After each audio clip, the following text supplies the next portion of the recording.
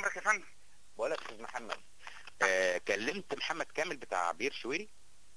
كلمته يا فندم ما ردش عليا، بس سالت المساعد بتاعه شكله في لبنان. لان الحقيقه احنا امام امرجنسي. مظبوط يا فندم. وانا قلقان علاء هيتكعبل جامد. مظبوط هيتكعبل جامد جامد جامد لانه فتح جامد برضه. مظبوط يا فندم. ومفيش قدامنا في ظل الظروف الرهينه دي ان يجي لنا ايرادات من خارج مصر، ووكيل اعلاني قوي يجيب لنا من بره مصر ويقدر ياكل السوق المصري من التلفزيون المصري. علاء مش هيقدر. مظبوط يا فندم.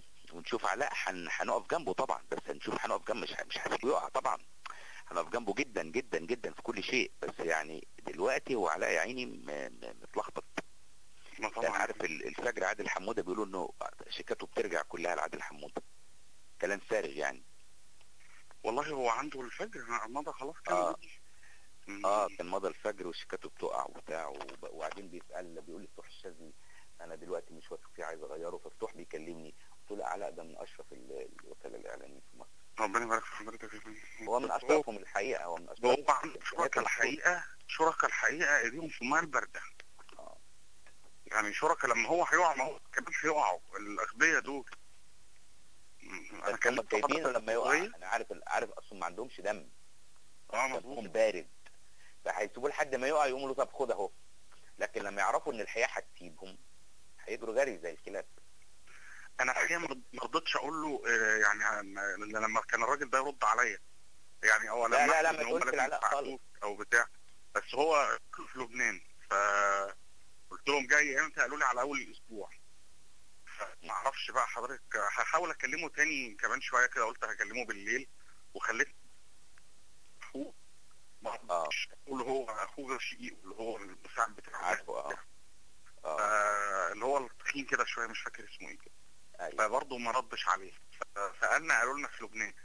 ففي لبنان مثلا النمر ما بتبانش عشان تبقى حضرتك عارف. انا عارف. ماشي حبيبي. طبعا انا بس بفكر حضرتك بالمكالمات والنبي بتاعت نجيب. كلمت احمد بهجت وشكرني جدا طبعا. ويا ريت انت كمان تكلم اسامه عز الدين تقول له الدكتور سيد كلمني والقناه تحت امر الدكتور احمد بهجت في اي لحظه. هو قال انا بس هفكر وهظهر امتى. هحسب لك كفاره على التليفون. عايز تجيب اصحابك زي وزير اسمه وزير رئيس الوزراء اللي فات ده اسمه ايه؟ الجنزوري. قلت له دول بيحبوك هيخشوا يشهدوا في حقك شهاده صدق هتتبرأ قدام الراي العام. ربنا يبارك فيك. فقال انا على الاسبوع الجاي وانا بشكرك ومش عارف بس انا برضه منك ليه؟ منك لاسامه عز الدين. انا جبت صوره نفسي مش جايباني قوي. ليه يا فندم؟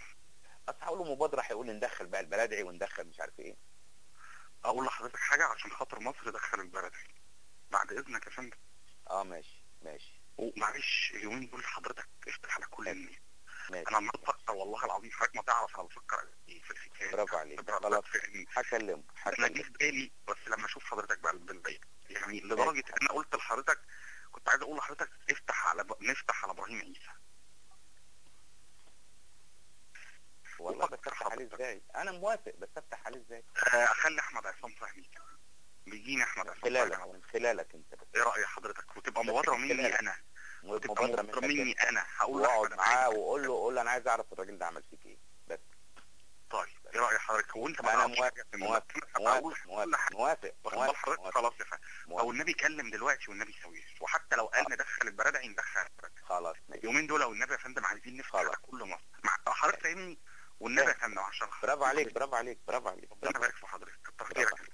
وابدا ابراهيم عيسى دي اهم حاجه على فكره. حاضر هجيب انا احمد يعني جاي لي بكره هقول له الحكايه. انا ما رضيتش اقول له غير لما استاذن حضرتك. لا ماشي اوكي.